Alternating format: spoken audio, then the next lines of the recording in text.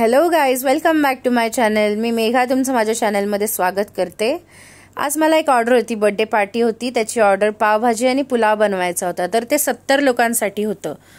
तर आपण त्यांची ऑर्डर घेतली होती. आता आपण बघूयात. मी पुलाव तुम्हाला दाखवत आहे कसा करायचा तो. तर मी 70 लोकांसाठी जो पुलाव बनवायचा होता त्याच्यासाठी क्वांटिटी अशी घेतलेली आहे. 4 किलो राईस घेतला आहे, दिल्ली राईस. त्याच्यामध्ये आपण 1 किलो पनीर, 1 किलो मटार, अर्धा किलो ढोबळी मिरची, अर्धा किलो गाजर, अर्धा किलो फ्रेंच बीन्स, अर्धा किलो फ्लॉवर असं वापरलेलं आहे. या व्यतिरिक्त 1 लिटर तेल, जिरे मोहरी, कढीपत्ता, आलं लसूण पेस्ट, अजून दही ऑप्शनल आहे. उन्हाळ्यात तर दही वापरू नये, माझं चांगली तुम्हाला विनंती आहे की दही अजिबात वापरू नका उन्हाळ्यामध्ये तुम्ही. कारण कसं असतं, हे काही इन्स्टंट लगेच संपणारा नाही. आपण घरात जेवायला बसतो तसं बसलोय आणि घेतलाय आणि कुकर संपलाय असं नाहीये. हे 4-1 तास तरी हे पातेला असंच राहतं. त्याच्यामध्ये तो भात राहतो, मग त्याला उगाच वास लागायची शंका राहते. त्यापेक्षा दही नाही वापरलेलं बेस्ट आहे उन्हाळ्यामध्ये. सो त्याच्यामध्ये हळद, तिखट, लाल तिखट, रंगाची मिरची पावडर, बिर्याणी मसाला, गरम मसाला असे मसाले वापरलेले आहेत. तर चला आपण त्याची प्रोसेस बघूयात काय करायचं ते. भांडी तर मी पातेला आणि शेगडी तर रेंटनी आणलं होतं.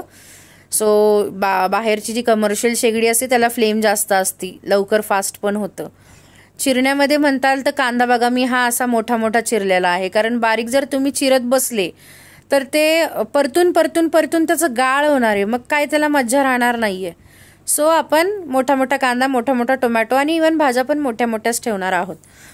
तर सगळ्यात पहिलं जिरं मोहरी टाकली, तेजपत्ता टाकला, कांदा टाकला, आलं लसूण पेस्ट टाकली. हे सगळं व्यवस्थित परतून घ्यायचंय. कांदा पूर्णपणे व्यवस्थित परतल्यानंतर त्याच्यात आपण टोमॅटो टाकणार आहोत. मग टोमॅटो नंतर व्यवस्थित परतायचं आहे. हे कांदा परतायला जवळजवळ 20-1 मिनिटं तरी जातात बरं का. जर तुम्ही फ्लेम मोठी केली तर काय होतं, हे बाहेरची जी पातेली असतात हे मध्ये एकतर त्यांना असं फ्लेम लागून आहे ना, ते पातेलं वरती आलेलं असतं. तर मग काय होतं, मधोमधच ते खूप करपतं. माझी दालचिनी टाकायची राहिली होती, मी दालचिनी टाकली आत्ता. आणि आपण पावशर बटर वापरले याच्यात, सो बटर पण ऍड केलंय. तर ते काय होतं, ते मधोमध्ये ना लागतं, करपतं सारखं. म्हणून सारखं ते आपण हलवत बसायचं असतो. व्यवस्थित ते परतून घ्यायचा कांदा. बघा आता थोडासा ब्राऊन झालेला आहे. आता हा ब्राऊन झाल्यानंतर आपण त्याच्यात टोमॅटो ऍड करणार आहोत. मीठ का टाकलंय, कारण लवकर परतावं म्हणून. तसंच टोमॅटो पण ऍड करून घेणार आहोत आपण. मीठ आत्ता टाकलंय म्हणून नंतर काही मीठ वाढवायचं नाहीये आपल्याला टोमॅटो भाज्यांमध्ये वगैरे. सो आता टोमॅटो परतून व्यवस्थित घेतल्यानंतर, टोमॅटोला पण 10-15 मिनिटं लागतात बरं का. टोमॅटो पण बघा मी मोठा मोठा चिरलेला आहे, कारण ह्याला वाफ लागणार आहे खूप वेळ. हे खूप वेळ परतल्या जाणार आहे. भाज्या वगैरे सगळं येणार आहे, भाज्या शिजणार आहेत. त्यामुळे हे सगळं काय म्हणतो आपण की परतून बारीकच होणार आहे. याच्यातला सगळा रस तो टोमॅटोतला म्हणा काय म्हणा, हे बाकीच्या ह्याच्यामध्ये पण इन्ग्रेडियंट्स मध्ये जाणार आहे. सो ते बारीक होणार आहे, श्रिंक होणार आहेत त्या गोष्टी. सो आपण व्यवस्थित टोमॅटो पण परतून घेतला. 1-5 मिनिटं आपण याच्यावर झाकण ठेवणार आहे. थोडीशी वाफ तर बसली पाहिजे ना त्याला, मीठ टाकलंय म्हणल्यावर.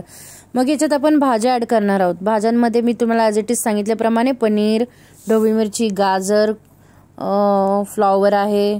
अजून वरतून आपण वटाणा ऍड करणार आहोत, फ्रोझन मटार.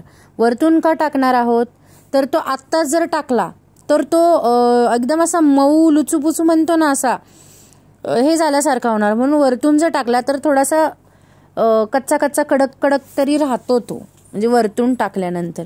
वरतून इन द सेन्स काय अगदीच शेवटीला वरतून नाही. ह्या भाज्या थोड्याशा निम्म्यावर परतत आल्या की मग त्याला टाकायचं सगळं. आता याच्यात मसाले काय काय ऍड करणार आहेत आपण, तर जिरा पावडर झाल्यानंतर आपण धनिया पावडर टाकणार आहोत. जिरा पावडर आणि धनिया पावडर ह्यात एकजीव चांगलं मिक्स झालं की ते भाज्यांना जरा थोडासा छान वास लागतो आतमध्ये. मग हे पण त्याच्यामध्ये हळद टाकणार आहोत, रंगाची मिरची पावडर, तिखटाची मिरची पावडर टाकणार आहोत अजून.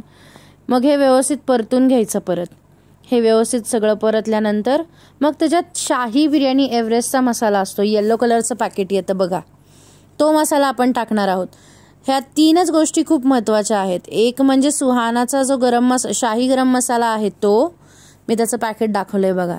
दुसरा म्हणजे जो बिर्याणी मसाला आहे तो, आणि तिसरा म्हणजे आलं लसूण पेस्ट. हे एवढंच महत्त्वाचं आहे. आणि बाकी तिखट तुम्हाला जसं पाहिजे, मिरची वापरायची तर मिरची, और तुम्हाला जर मिरची पावडर वापरायची तर मिरची पावडर. मी मिरची पावडरवालाच केला होता, रंग आणि तिखटाचं. कारण छोटी मुलं होती ना, बेबीचा बड्डे होता, तर मग छोट्या मुलांसाठी कमी तिखट केला होता. हळद टाकली. आता हे सगळं परतून घ्यायचं परत व्यवस्थित. ह्याला चांगली वाफ द्यायची आहे. भाज्या शिजवून घ्यायच्या एक निम्म्या तरी 50% आपल्याला. मग त्याच्यात आपण राईस ॲड करणार आहोत. तर आता राईसचं कसं आहे, राईस मी 4 किलो घेतला होता. म्हणजे 4 किलो घेतला तर तो होताना जास्तीचाच होणार आहे ना. तर मग राईस जर आपण घेतला, दिल्ली राईस घ्यायचा आहे आपल्याला, चांगल्या क्वालिटीचा घ्यायचा आहे आणि त्याला धुवून ठेवायचा आहे. म्हणजे एक 15 मिनटं राईस आपल्याला भिजवायचा आहे चांगला व्यवस्थित. बरं, हे केल्यानंतर आता जेव्हा लास्ट मोमेंटला तुम्ही राईस टाकणार आहात तर त्याला अजिबात हलवायचा नाही आहे. का नाही हलवायचं आहे, कारण तो ऑलरेडी भिजून खूप नाजूक झालेला आहे. तर त्याला ते आपण उलातनं किंवा काय झाऱ्या आपला असेल तर तो लावला तर तो तुटणार आहे राईस. तर तुटला तर मग त्याच्यात मजा नाही राहणार आहे ना. सो मग आपण त्याला जास्त डिवचायला जायचं नाही आहे. फक्त 1-2 वेळा उलातनं इकडचं तिकडं करून भाज्या थोड्याशा मिक्स होतील असं करायचं. बरं, जेवढा तुम्ही तांदूळ घेतलाय, अगदी म्हणजे पातेल्यात जेवढा तांदूळ दिसतोय तेवढंच कट टू कट पाणी घ्यायचं आणि ते गरम करायचं. त्याच्या व्यतिरिक्त अजिबात जास्तीचं पाणी घालायचं नाही आहे आपल्याला. जर जास्तीचं घातलं तर तो खूप जास्तीचा मऊ होणारे भात आणि त्याचा चिकट गोंडा होऊ शकतो. त्यामुळं जेवढा राईस आहे तेवढाच पाणी घ्यायचे आणि तेवढंच टाकायचे. बघा तुम्ही, नाही तुमचा राईस फडफडीत झाला ना तर मला सांगा तुम्ही कमेंट करून. 100% राईस अगदी सुट्टा होतो, खूप व्यवस्थित, खूप छान होतो. जसा मी तुम्हाला व्हिडिओमध्ये दाखवलाय प्लेटमध्ये सर्व करताना, अगदी तसा तेवढा सुट्टा होतो राईस. एवढं साधं आहे हे. बघा, मी म्हणलं ना करपतं खाली ते सगळं मधोमध. ते असं सारखं हे करत बसावं लागतं, लक्ष द्यावं लागतं त्याला. आता याच्यात थोडंसं आपण पाणी ॲड करणार आहोत आणि त्याला वाफ देणार आहे या सगळ्या भाज्यांना आपण. बघा, वाफ दिल्यानंतर ऑलमोस्ट भाज्या शिजलेल्या आहेत. आता वरतून कोथिंबीर ॲड केली. माझा कढीपत्ता पण राहिला होता टाकायचा, तो पण टाकला वरतून थोडंसं तेलात टाकून. काय करता आता समजून घ्या मला, माझी पण खूप गडबड झाली त्या दिवशी. सो बघा, हे सगळं एक जीव व्यवस्थित भाज्या शिजल्यावर बघा त्याचं टेक्स्चर कसं झालं. कांदा टोमॅटो त्याच्यात ऑलरेडी दिसतच नाही आहे आपल्याला, थोडा थोडा दिसतोय. तो पण का, तर मोठा कापलाय म्हणून. तेच जर आपण बारीक कापला असतं तर काय दिसलं असतं का, काहीच नाही. सो मोठं कापण्याचा हा एक फायदा असतो. जेव्हा मोठं जेवण असतं, मोठा स्वयंपाक करायचा असतो जास्ती लोकांचा, तेव्हा या अशा गोष्टी दिसणं पण महत्त्वाचं असतं. नाही तर मग कस्टमर विचारतं की पनीर कुठं टाकलंय तुम्ही. आता बघा, मी पनीरचे छोटे तुकडे केले होते, तर पनीर दिसतच नाही आपल्याला याच्यात. सो असा प्रॉब्लेम होतो. आता राईस ॲड करते मी. राईस ॲड केल्यानंतर तुम्ही बघा की मी कशी त्याची काळजी घेते. नाही तर काय, तुटायला तो रिकामाच बसलेला आहे. सो त्याला हळूवार हलक्या हाताने ओ रे बाबा करावं लागतं जरा. काय, नाजूक साजूक असल्यामुळं आणि त्यातल्या त्यात ऑर्डर असल्यामुळं आपल्याला व्यवस्थित परफेक्ट आपलं काम करणं गरजेचं आहे. किंवा समोरचे पण आपल्याला जर काही पैसे मोजणार आहेत तर आपण पण आपलं बेस्ट देणंच गरजेचं असतं. सो मी बघा पाणी ॲड केलं आहे. पाणी ॲड करताना पण जर तुम्हाला वाटतंय की एवढं नाही लागणारे पाणी तर दमादमानेच टाका. अगदी थोडं वापरा.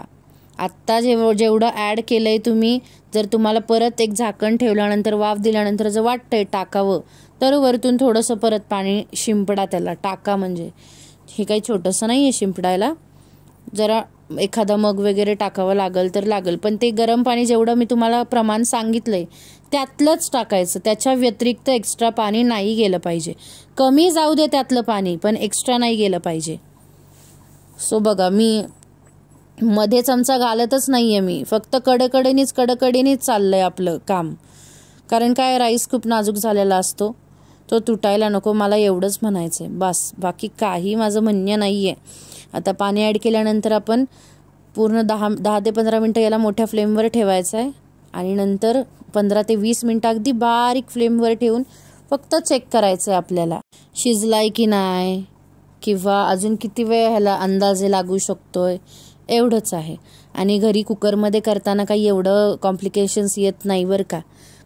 कुकरमध्ये अगदी 15 ते 20 मिनटात हा राईस होऊन जातो. मी फक्त ही मोठ्या क्वांटिटीमध्ये दाखवलं आहे तुम्हाला. घरी करताना आपण छोट्या क्वांटिटीमध्ये मस्त होतो. सो माझा राईस रेडी आहे, तुम्ही पाहू शकताय बघा. जर तुम्हाला आवडली माझी रेसिपी तर मला लाईक करा, शेअर करा, सबस्क्राईब करा. आणि नुसतंच यूट्यूबचे व्हिडिओज बघू नका हो, सबस्क्राईब पण करा जरा. त्याला लाईक करा, व्ह्यूज द्या, त्याला वॉच टाईम द्या. मला 2 पैसे मिळू देत, कमवू देत, मोठं होऊ देत मला पण. थँक्यू.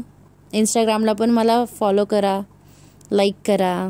Thank you so much.